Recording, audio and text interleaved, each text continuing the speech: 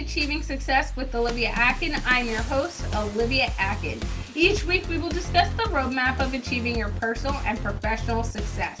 We give you real-life stories on growing personally and professionally to achieve your life and career goals with the help of some top-notch guests. Today, we are speaking with David Verburg. David is a U.S. Olympic gold medalist and four-time world champion in track and field, best known for his incredible speed and dedication as part of the 4x400 relay team. Beyond his athletic achievements, David has taken his success on the track and transformed it into a mission off the field. He is known as a passionate animal rights advocate, founding the David Verburg Foundation for Wildlife, where he focuses on rescuing and rehabilitating animals in need. David also speaks to young athletes and communities about perseverance, goal setting, and using your platform for good. Today, we'll dive into his journey from world-class athlete to philanthropist and how he continues to inspire others by living a purpose-driven life. You can find David by searching him on Instagram at David Verburg. Hello, David. It's fantastic having you on the show today. A pleasure to be here. Thank you for having me. Let's dive right in because there's so many things I feel like we're going to just roll into talking about. But to start off the show, can you tell me what success means and looks like to David Verburg?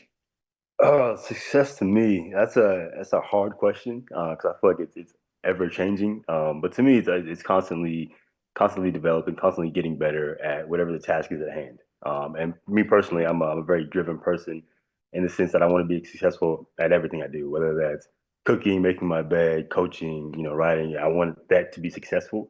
So it's perfecting that and making sure it's better and better every day and not being complacent. So that being said, and I figured I'd bring this up now, David recently had a baby girl, and that is when you talk about conquering every challenge that gets put in front of you. How has it been like navigating as a new father, the responsibilities and, on the field, off the field, and in life, and making sure you show up everywhere the way you want to show up? Oh, first off, I have so much more respect for parents now than I ever had before. It's not an easy job, even though a lot of people make it look like it. And it still it comes down to time management, and that's what I attribute to being successful a lot is just able to manage my time. So now making sure that I have those, a couple hours in the morning with my daughter before I go off to practice, and then making sure that I have those little bit of time at lunch break to come back and check on her so she knows I'm still there and involved, but still giving time to my team and my duties as a coach and as an Olympian for my speaking engagements. So it's still just time management and balancing out what's important to you. And when you do that, you kind of find, again, what's important in life and what needs to have your attention and what doesn't. And I start with a bunch of lists in the morning and just make sure that what is priorities at the top, and then you kind of realize what shifts to the bottom isn't as necessary as you think. hmm I love how you bring that up because I'm a list maker. I got a planner. I then like not only do I have a planner and I say everything gets written down, and it sounds like you kind of do the same with your list, but All the then time. and I think that's key. Like I joke, people are like, you literally write down everything. And I'm like, I gotta know how much time I need. Like what, but then to make it easier over time, because my planner gets so filled up in a day, that then I take it and do out of what's written in my planner the night before, I will then write it in like a draft email and have that draft email up and it's numbered one through whatever. And so and then I color code it of like, these are the things that need to get done. These are the things that I need to do tomorrow. But like, if I look at that task right now, I can't do it because I don't have this and that from a client yet. So like, don't even like, even if it might be an easy thing to do, I can't do it. So just like wait until you get it and then change the colors. So like even taking that list you have, like you said, and then prioritizing it. And by doing that, I really started getting into the list aspect of things solely because so many things were getting written in. I was like, instead of continuously looking down and scrolling through like what can I do right this minute when I have this chunk of time? Let me make that list of non-meeting things Mhm. because obviously I know the time of my meetings. I get those alerts. But what I have found in that is exactly what you said as well, is as the day goes on, and I prioritize those things. If something does get left at the end of the day and I'm burnt out or whatever it might be, I'm like, that could wait till tomorrow. I don't need to get that done now. And so what I've learned is understanding not only the importance of making that list, but the importance of it allows you to really see, especially when you are a high performing performer and you put that pressure on yourself, Mhm. that if you don't have time, those things that get left for tomorrow, it's okay. And Yeah, like less stress. exactly. Like letting you know, like it is okay to have things for tomorrow, like leave things be, and just handle what you can handle today. Today, like. So, David, so much of your Olympic journey is about discipline and about focus. I'm curious, was there ever a moment in your training and competing where you felt you were running towards something beyond a medal, maybe a personal mission or identity you were trying to claim for yourself? Uh, I think the entire time, right? I think once I started in my professional career out of college, I knew it was for something outside of track. Only because you're only an athlete for a finite period of time, whether that be 2 months, 2 years, or whatever that is. But using what I could do with track and my skills there to build a platform to make other things happen outside of track, right? Because again, it's track and field. How many fans do we really have? Right? But I can build my name up in track to then be able to make change and do things outside of it. Which again, if I hadn't done what I did on the track, I wouldn't be coaching now. I don't think I'd have the same opportunities I do in the animal rights field to be able to help people, the speak engagement. So I feel like my adoption story and my asthma is a different story that people don't hear all the time. So it's able to help a different group of people. So yeah, I think that it goes hand in hand in like just success in your field, whatever that is, helps you branch out into gives you other opportunities in other areas. And that being said, you brought up quite a few different things that I want to go off the beaten path and talk about. So let's first dive into your adoption story and like when did you find out you were adopted? And then we'll go into the asthma side of things a little bit. Um, when did I find out I was adopted? It's not a loaded question. So my parents are, how do I be politically correct? Caucasian. There we go. So I guess one day you just can realize like you look different than me, huh? My hair, huh? Yeah. It wasn't like we didn't have a sit down talk and like it was just I just kind of always knew like they might not be who birthed me, but they were my parents. And they did a really good job of just kind of segueing that into my daily life. Like I was adopted when I was 6 weeks old, so I didn't know anything else. Um, so again, we never had the talk of like, oh yeah, no, it was just kind of one of those things where I kind of always knew and never cared. Like they told me like my mom couldn't take care of me, so she gave me up when she was younger, and I was like, okay, cool. Like these are my parents now. Like and it was as simple as that. I had a bunch of kids books growing up where like two elephants had a zebra baby and like little things like that. So it makes sense. Like okay, family, put it together, you make a family. Like it just I didn't really think much of it growing up. And I can attribute all that to my parents, just how they just segued me into their life like it was nothing. They loved me just as much, if not more. If you ask my brothers, I'm the favorite. Um, just as much as the rest of the kids. So there was never even like oh, that's my adoptive parents. Like I've never even said that until like unless I'm like, talking about them. Like I've Yeah. never been like, oh, that's my adopted dad. Like that's dad, that's mom, like that's my family. So yeah, it's For just seamlessly blended. for you, because I've come across this working in professional sports, when you hit a level of achievement, especially in the sports space, sometimes someone who's been adopted, their parents then kind of come out and want to reconnect, and it comes with, even if you're not in professional sports, that sometimes happen when people reach a certain level of stardom. You've heard the stories, professionalism, you know, you become a Bill Gates. Not that I'm necessarily saying he was adopted because I don't know that information off the top of my head, but I'm just saying, like, his caliber, sometimes people come out. So when you got like the call and you were going to be part of the Olympics, Mhm. did anything change in your family dynamics, whether it was your birth parents or even within your family of like training, showing up for the Olympics, anything like that?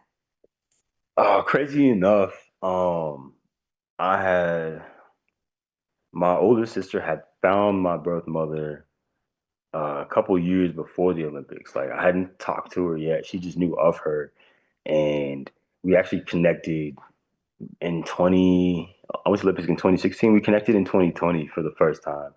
So that was all kind of going on at the time, like reconnecting with them, and it was all around the same time. So I was very cautious, because I had family members that I had never talked to coming up, like supporting and wanting to help and wanting things. And, you have cousins that are all of a sudden you didn't know that are showing up. And around the same time, now I have my adoptive mom that I didn't know existed now is all of a sudden here, which added just a whole nother level of just like, of what the hell, right? Excuse my language, but just kind of trying to figure out. Check is so mental, so now I'm trying to deal with this other side of the family and deal with that. So it was quite a lot, and yeah, it definitely played a part in how many people popped up at that time. And for you, how did mentally, and because I say mentally, because obviously you're training physically, but during that time and transitioning into training for the Olympics and then going through the Olympics and then winning, right? And getting gold. Like, how was your mindset during that time and trying to handle everything that went into training and then winning and what happens after winning, as well as having all the outside aspects going on as well? How did you handle that mentally and make sure you stayed focused and disciplined in everything you were doing?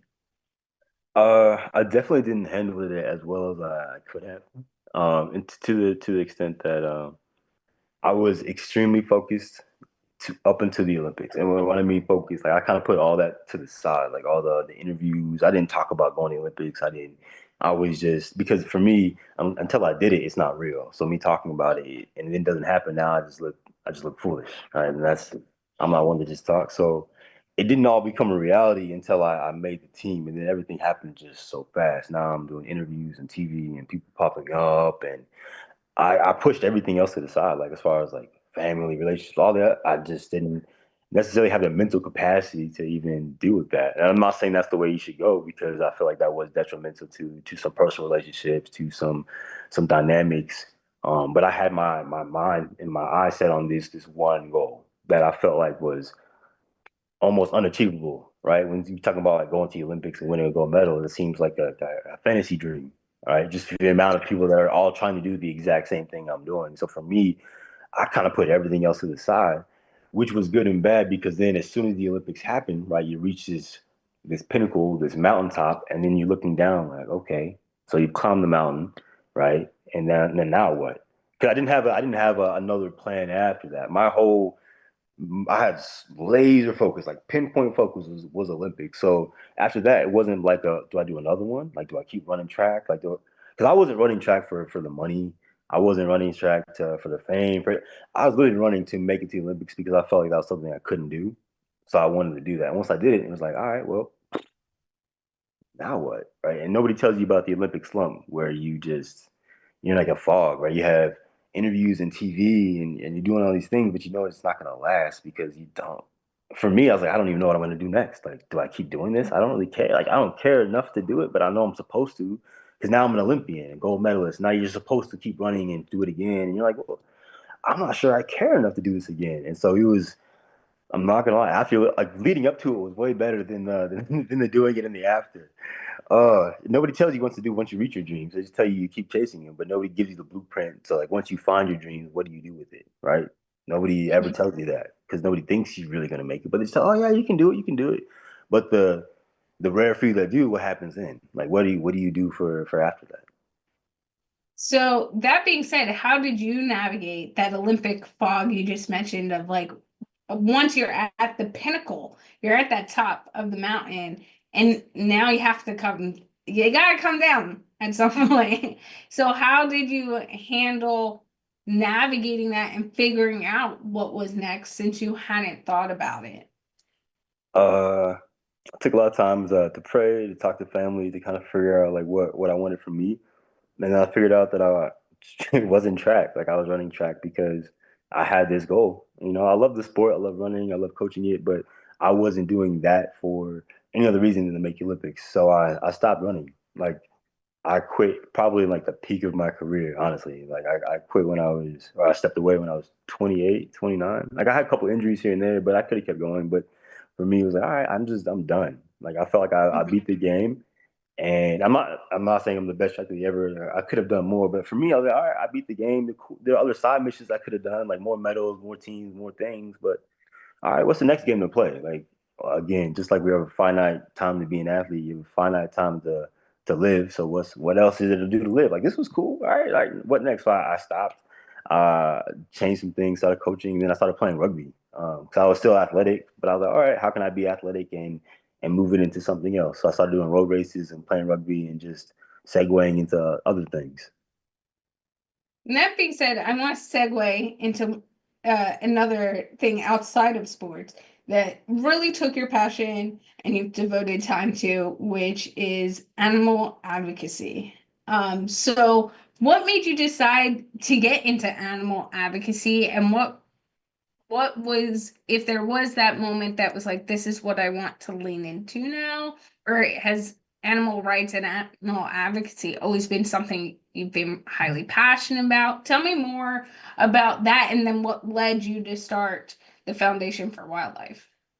So what led into it? I grew up on a farm in the country, so I was always around animals, raised, bottle fed, calves and lambs, and grew up with animals. So you just have a real empathetic relationship with animals, understanding that they're so innocent. They either want food or comfort or they're scared, right? So just understanding that so many things happen in this world that are out of their control. So maybe I can try to help control things for them. Because it's just innocent. It's like seeing like a child, right? It's just they don't know any better. And you just want to help. So I've always been an advocate for animals. I've always tried to do things.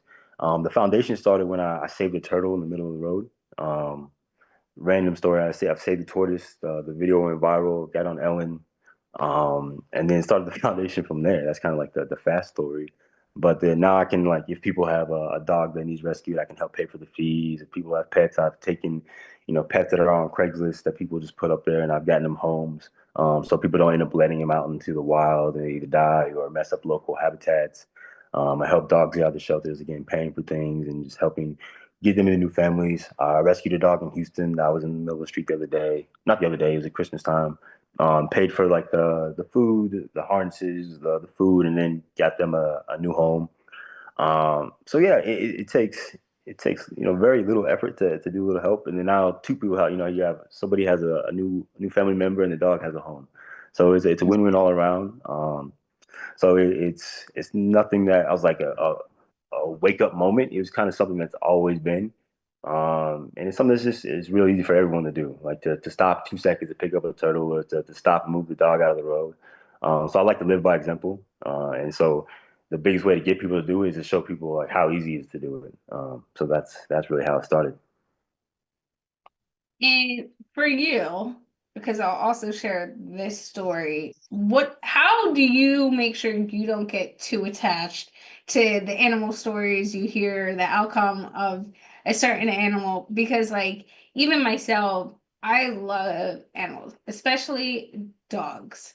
Mm. And recently one of my friends adopted a dog, and they had her, her name was Yuki, for like a month.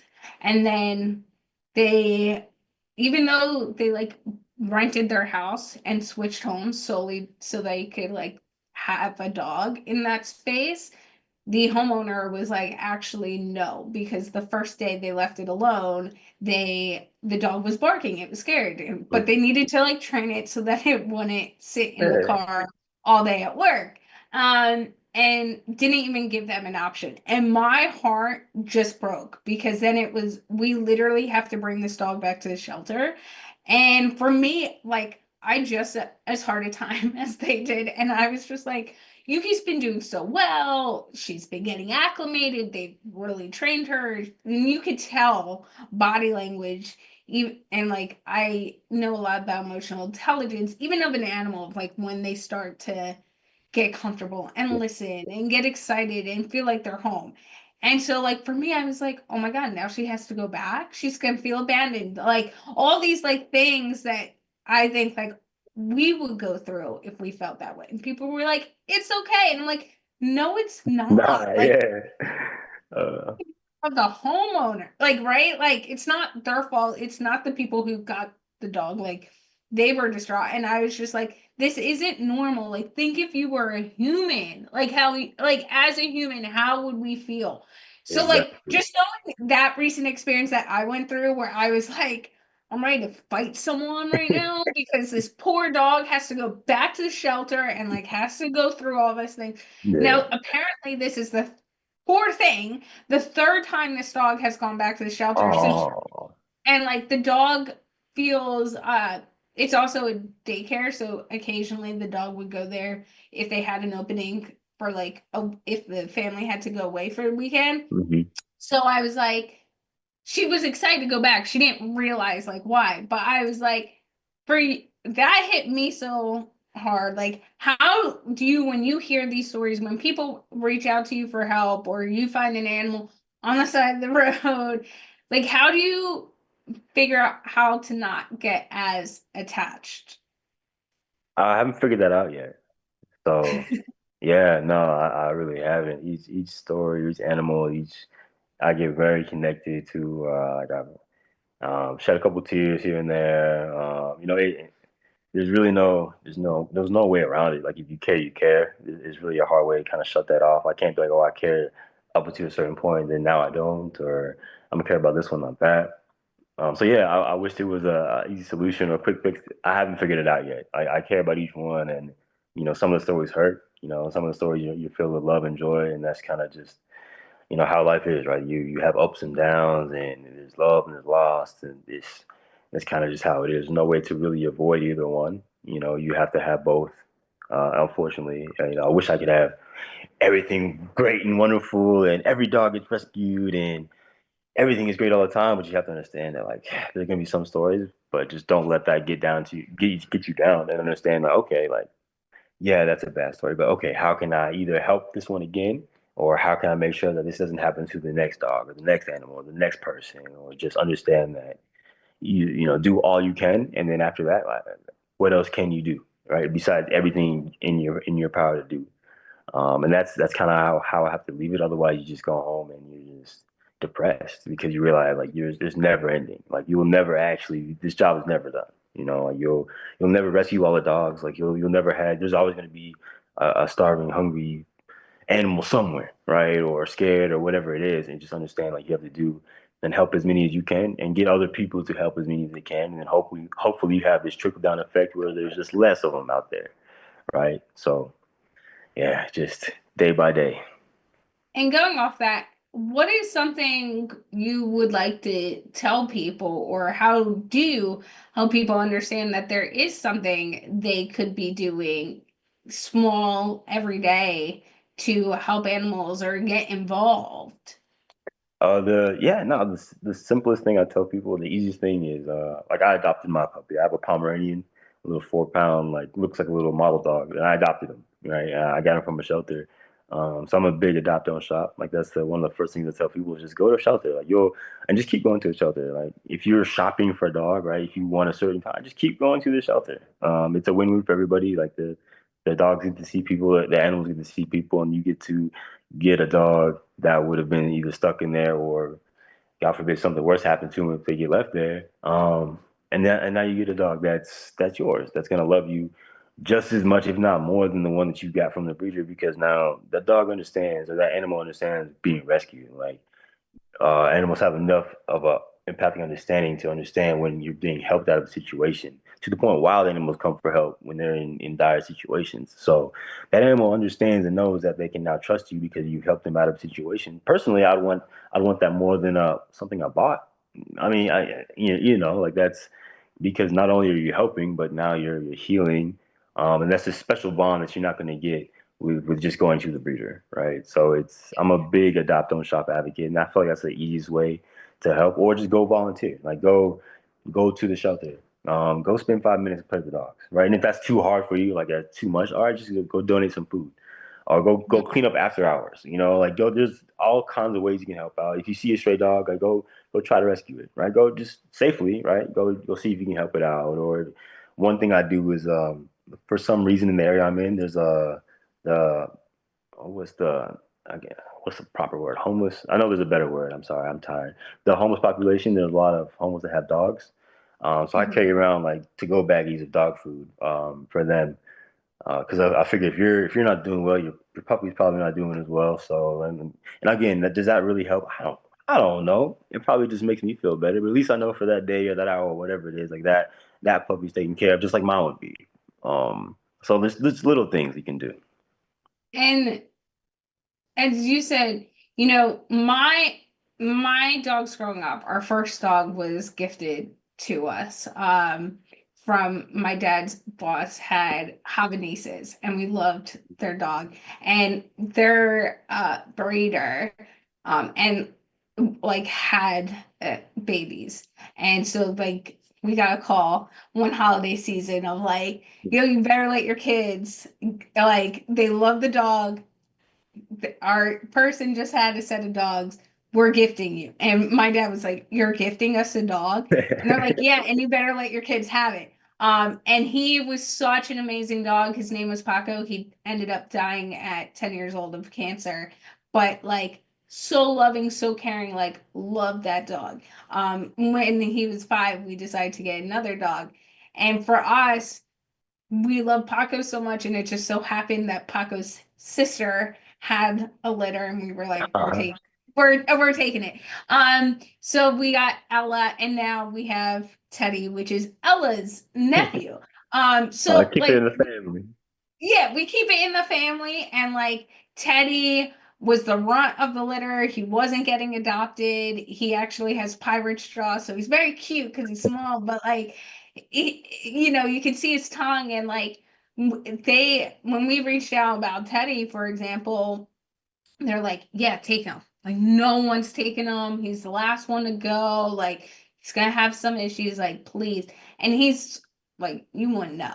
Hmm. Um, he just has a pirate straw, needed teeth, removed, and being extra cautious. But like now, when me and my spouse, my boyfriend and I are looking at animals, we're going to the animal shelter to adopt. And I think when you look at both sides of things, as long as you're if you decide to go the route of like going to a breeder, like understand, maybe get the dog that isn't going to necessarily be sold, or this and that, because they see that they hurt by that. But then Exactly. also like going to, like you said, going to the animal shelters, like going back, here in Juneau where we're currently located, like unless there's like peak times they told us in the year.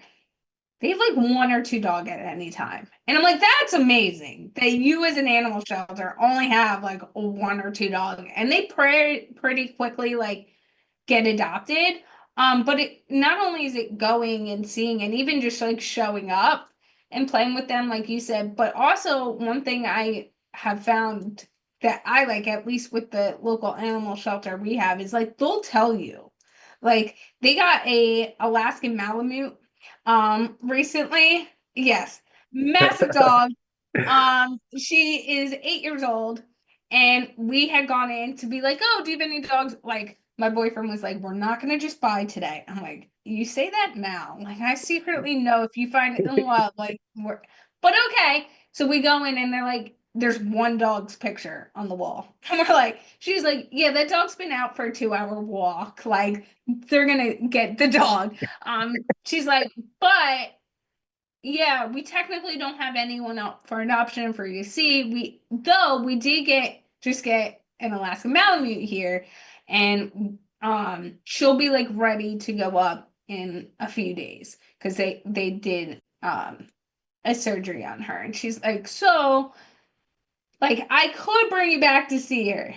And like we're looking at each other. Now, me and my boyfriend look young. So I guess she kind of like put some things together, and she was Mhm. like, but this is like your first dog, right? Like a beginner family dog. And we're like, yeah.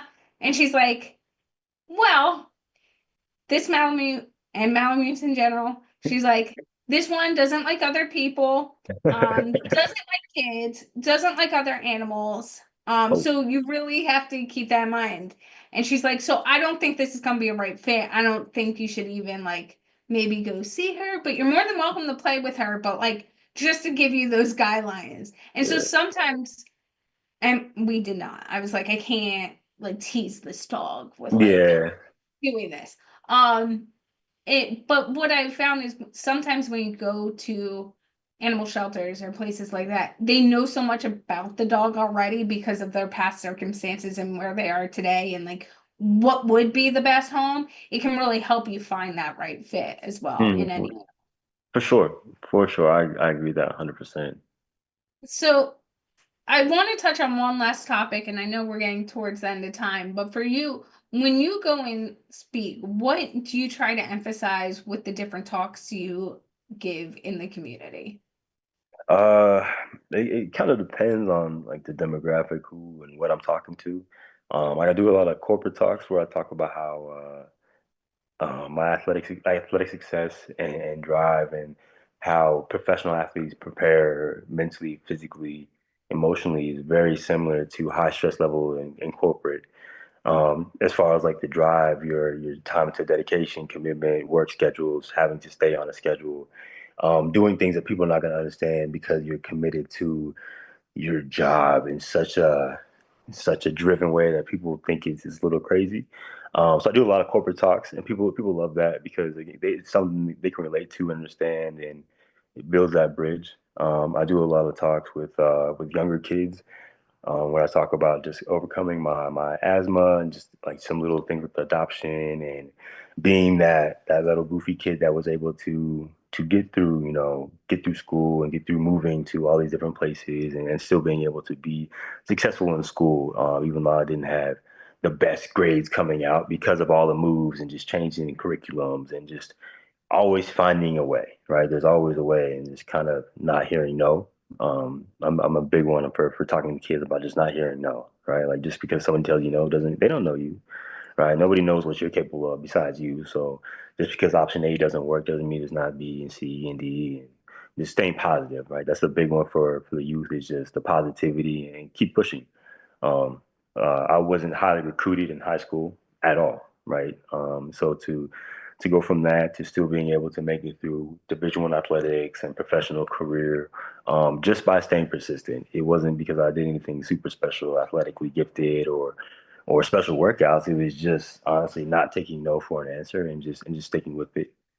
Same thing, like doctors told me I wasn't supposed to be able to compete because of my lungs with asthma, and just hearing that and just being like, yeah, that kind of sucks, but no, right? Like you don't know me and my lungs. Maybe that works for him, but for me, I'm gonna figure it out, and just always trying to figure it out. And if you always try to figure it out in life, you'll get pretty far. At least from what I've seen, what I've experienced, what I've seen from peers, family, and friends. Is just don't stop trying to figure it out, whatever that is. David, how can people get in touch with you if they want to connect with you? The easiest way to get in contact with me is go to my socials, and they're all Adverb, Adiverb. I do respond. I follow people back. I respond. I answer questions about like running, about life, about anything at all. I try to be open and accessible to people. I feel like if you get put in these positions, you should be able to answer questions and be accessible. So yeah, just hit me up anytime. Well, thank you, David, for all of your insight today. Thank you for having me. I really appreciate it. Of course. And a few of our key takeaways from today's conversation include you could build your name in one area to excel in another area. I think this is so important how David brought this up of working towards his goal and being able to build his name up in Olympic athletic setting in track and field and all in that area allowed him to do things in other areas, to have credibility, to have experiences, in the animal rights and advocacy space, in the speaking spaces, and being able to then transcend those experiences and knowledge he had by training for track and field into other areas of his life. And I think we could all do that, understand the power of our story, our message, what we've been through, and understand that where we sit today can help us on where we sit tomorrow, as well as all of us can do something to help an animal. I think David's stories, because there's a few of them, and you can also watch videos, as he mentioned online, of what he does, just demonstrates on even the little thing. When you see a dog in a road, maybe stopping and putting your blinkers on so that or an animal, right? Because a bear, you might not want to get out and try to help move, for example. And there's lots of videos of like just slowing down, putting those blinkers on. There's always something. Providing money, as David mentioned as well, like carrying bags of food around. So if a dog is homeless, they can have food that day. There's always something. So get out there, and that's a challenge I want to give everyone today as well, is what is something you could do today and this week to help an animal out there have a better life? Is that helping one be in a more safer zone? Is it going to the animal shelter and giving some animals some love? Is it donating toys and food and things like that to your local animal shelter or food bank? Because I know food banks take that as well. Is it, carrying that food around? Whatever it might be, go out there and do one thing this week. And lastly, there's always a way. Do not take no for an answer. Now, for the kids that are listening out there, yeah, like listen to your parents. I'm not saying that. I know David's not saying that. As a new father, he's probably like, yeah, please, I hope my daughter listens to me later on in life. Please. But understand for you and where you sit, what your body can handle, that those goals you are. Don't let others allow no to stop you from achieving that. This was a great episode with our top-notch guest, David Verburg. Thank you for listening and have a successful day.